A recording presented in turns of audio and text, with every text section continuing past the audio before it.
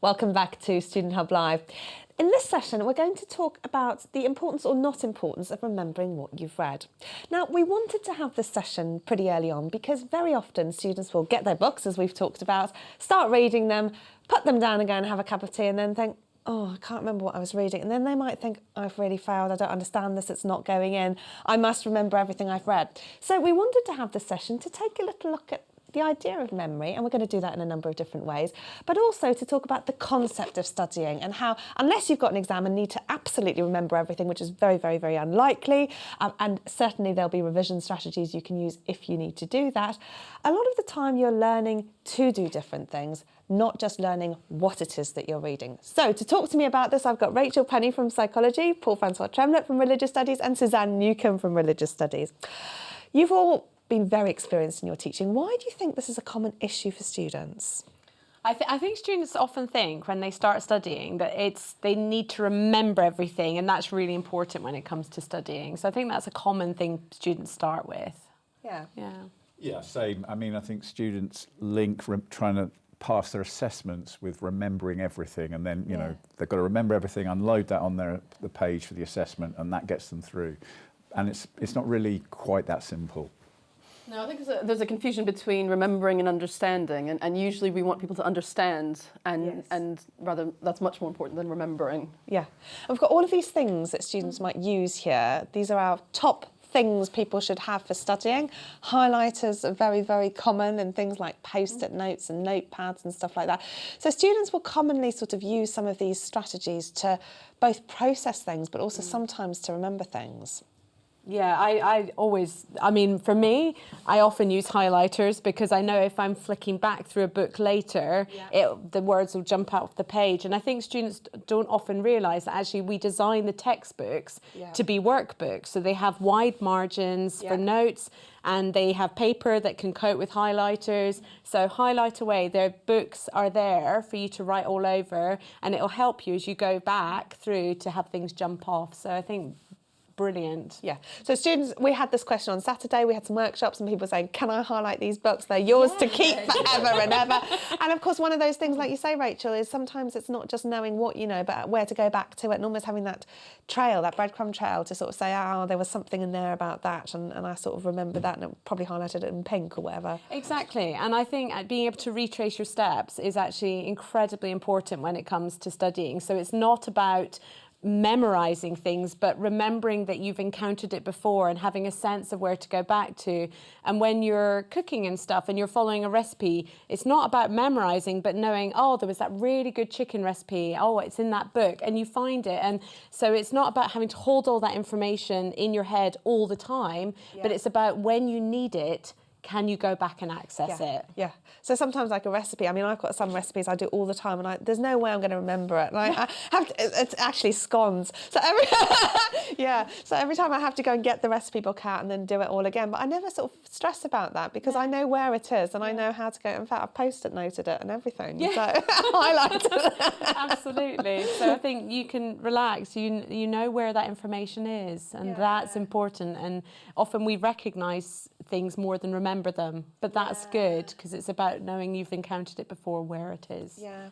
Okay, so let's unpick some of this because it's really interesting actually having two different discipline areas to sort of look at the idea of memory, because both religious studies and psychology look at things in sort of slightly different ways, although there are similarities. But I think very often, like if you ask somebody who, we've got a lot of students studying psychology and social sciences, people who sort of maybe hadn't encountered the idea of memory might think it's something like a snapshot memory. They might say you remember something accurately, but we all know that memory is terribly fallible and very, very subjective. How do both your discipline areas look at memory, and what might that sort of tell students who want to remember with a view to understanding stuff? Okay, so in psychology, there's lots of different types of memory we recognise. So there'll be things like procedural memory, your activities like riding a bike, remembering how to ride a bike each time you get on a bike. That's more procedural, but you might have declarative, which is more about the facts and stuff. So there's lots of different types of memories, and understanding how they relate to each other is quite helpful. But I know in religious studies, there's different angles they bring out as well.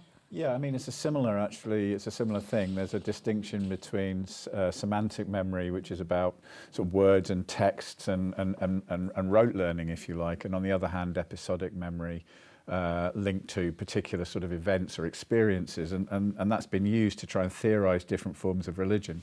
But I think the point for being a student and engaged in study and learning is those two different systems of memory are very useful because they bring together activating different parts of the brain in the memory process and in the learning process, so you can get to the understanding that you're...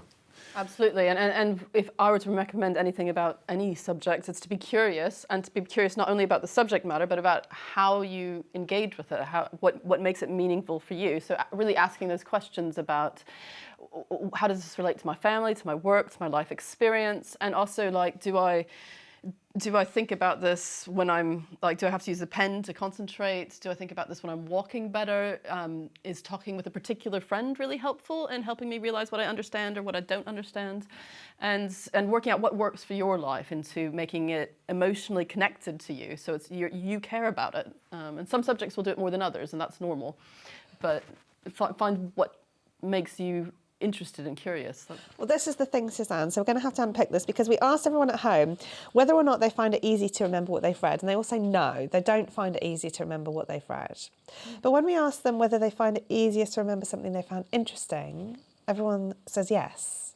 So it's this key point here. Now, what about when something might sort of theoretically be interesting or not interesting? How do you make it interesting? And you sort of touched on something there that I really liked, was this idea of relevance to life.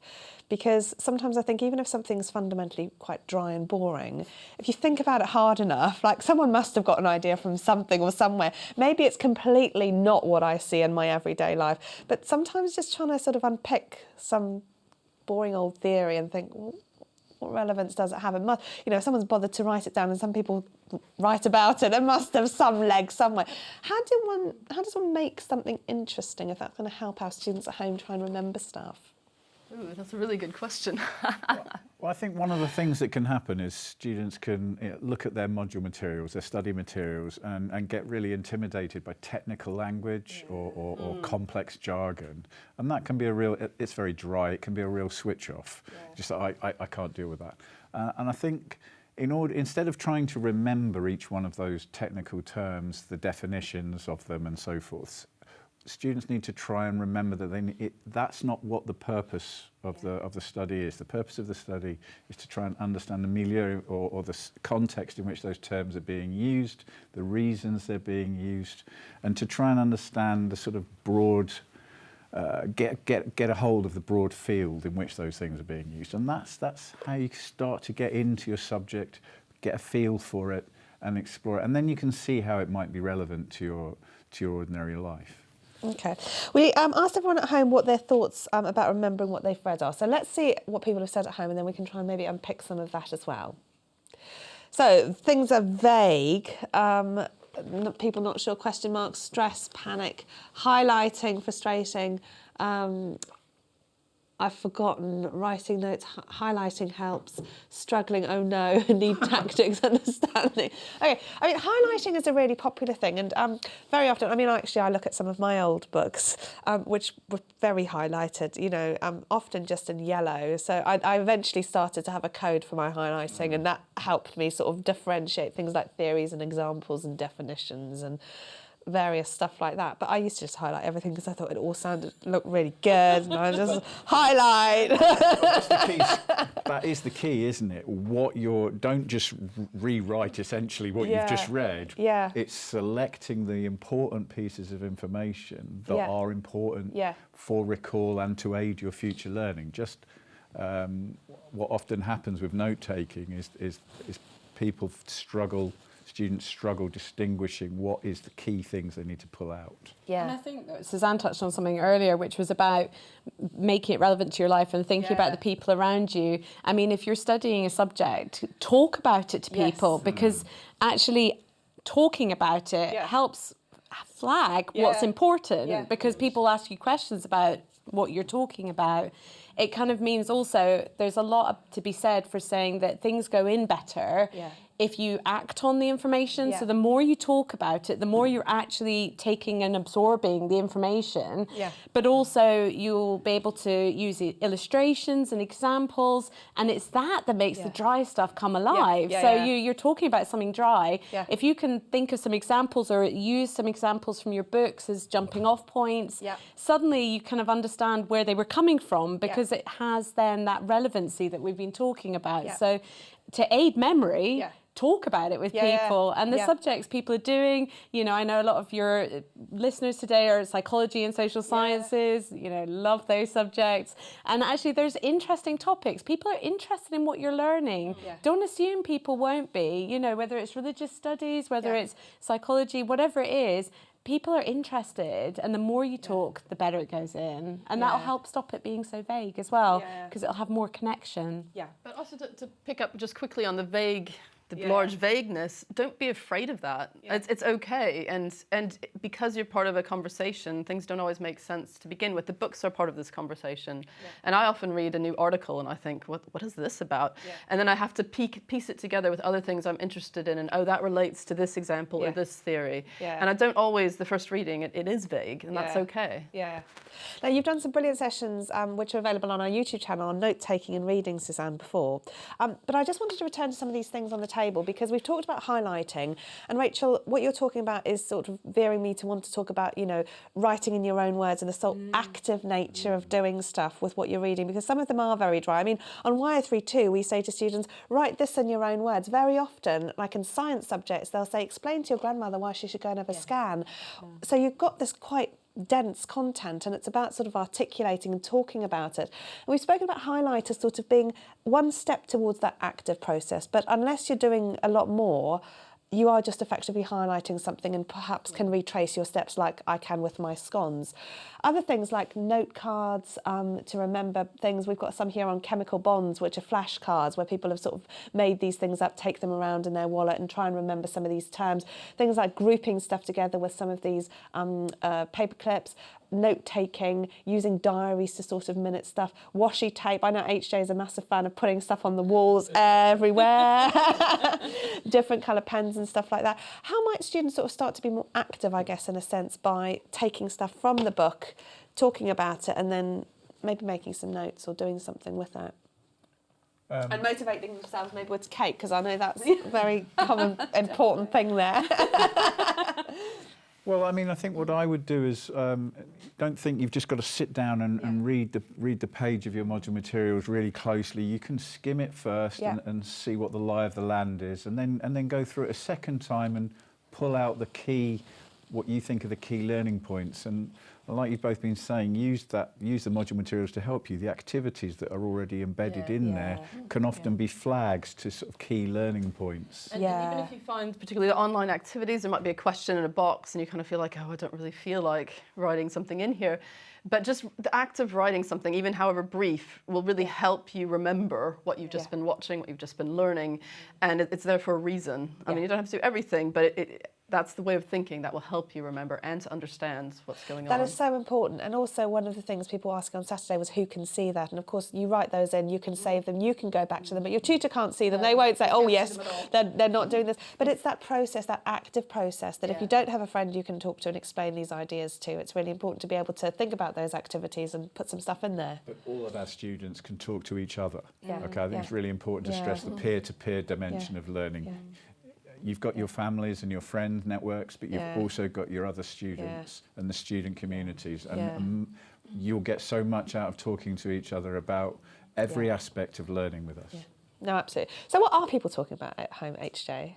Well, we've got lots of study tips and great ideas. One I like from Victoria is she mentioned I have memories from long ago that I've linked to particular walks. And a lot of people say, oh, that's a great idea. You could study something, go out for a little bit of walk, maybe go somewhere new. And by the time you come back, you could link it to that particular walk or that particular time that you've gone out. And Gemma says she really likes it when her husband asks how she's been getting on, because then she just reels off everything she can remember. So I think her husband's benefiting from his study as well. And we've got loads of great tips as well about highlighting. Charlie had a great point, is to create a key for your highlighting. I made this mistake when I started highlighting everything. I thought, I use this colour for this.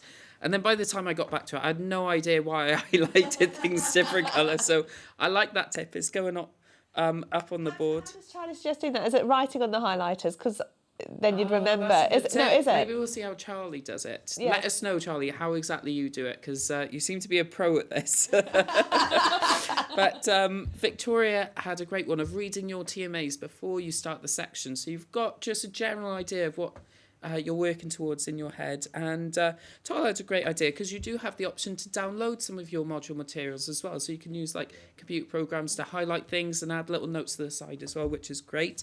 And my favourite part, we've been sent in some pictures, which I'm really excited about. Okay. So Leanna sent in pictures of her 2 lovely study buddies, which I'm very excited to see this morning. So I don't know how she can get any studying done with those 2, but I'm sure she manages. And Samantha sent in a picture of Whiskers, the cat. Apparently Whiskers is wonderful support and very photogenic, as we can see. And Gemma's been very productive. Her daughter's gone off to uni, so they've actually converted the spare room to a study room. So we can see it in progress there with like the library rules. So I'm sure that'll turn out great. And when it's finished, we'd love to see it as well. But keep your tips and pictures coming. Remember, you can email them studenthub@open.ac.uk. We'd love to see them. And I'm going to get all these lovely tips on the board as well.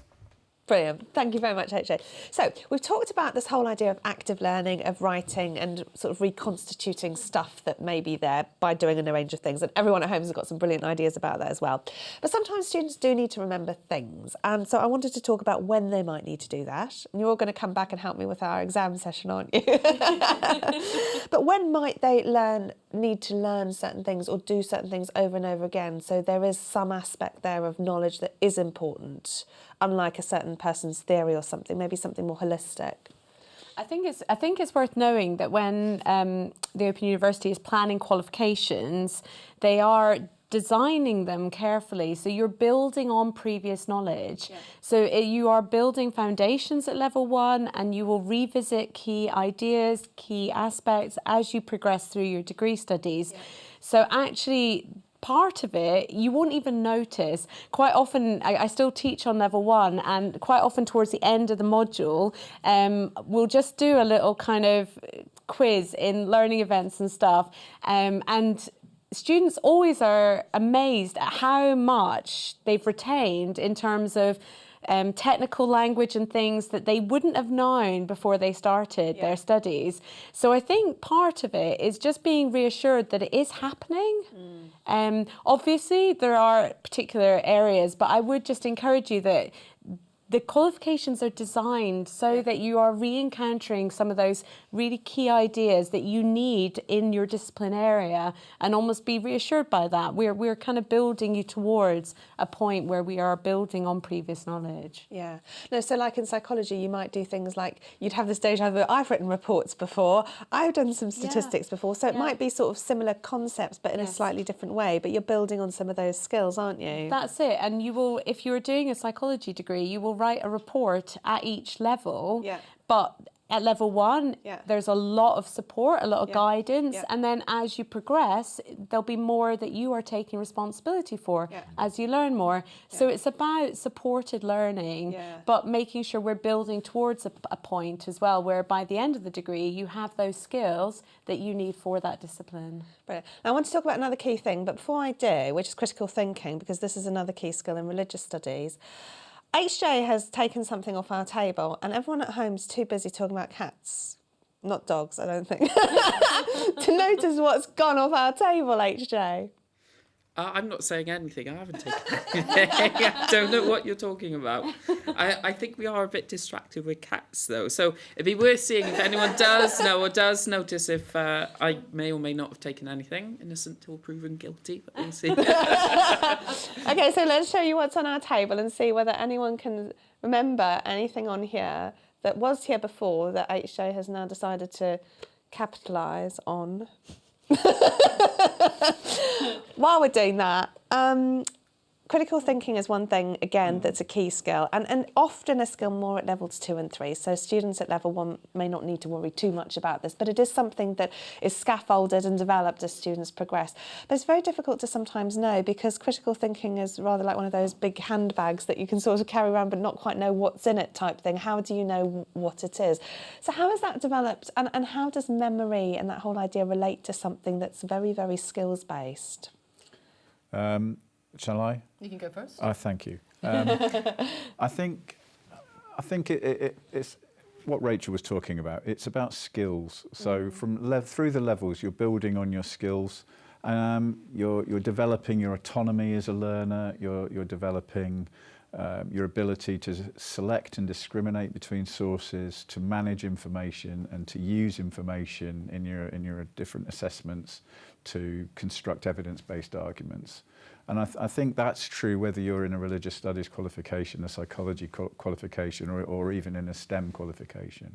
And you're building on those skills through the levels. The critical aspect of that is that you're also reflecting on religious studies as a field of study, or reflecting on psychology as a domain. How is it that we're interested in the mind, for example, or how is it that religions became a problem to which questions were asked about? Yeah? So I think that's where the critical comes in. It's that reflection on a field or a domain of study. Why are people interested in it?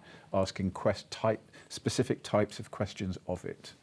But if we go back to your cooking metaphor, what you're learning to begin with is the process of writing an essay, the process of doing an assignment, the process of cooking. And even though you have to go back to look up the exact ingredients, you have a memory in your body of, oh, this is what the batter should feel like.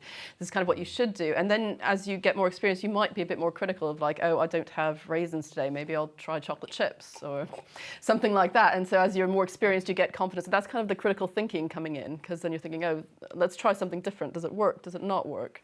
So rather like riding a bike, when we were talking about the sorts of memory, this critical thinking is almost like those skills that you develop. You learn how to do something, you can then apply it and then use your initiative to do other things, because you sort of get the concept when it's there. But equally, like riding a bike, you never actually think, oh, hey, I can do it now. It's almost like you think, I can't do it. And then all of a sudden when you can, you don't notice it so much, do you? Yeah, absolutely. Oh, but that's been a fantastic session. Well, Lisa and Tyler have figured out what... Shay.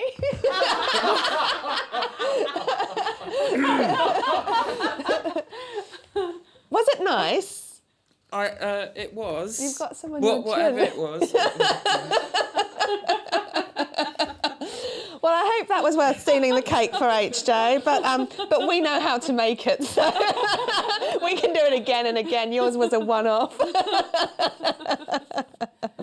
Oh, well, thank you so much, Rachel, Paul and Suzanne, for coming along today. Thank you, HJ. We'll leave you to it with your cats and things. Our next session is going to be going beyond the books, getting the most out of your module website. So we spoke about that broadly this morning.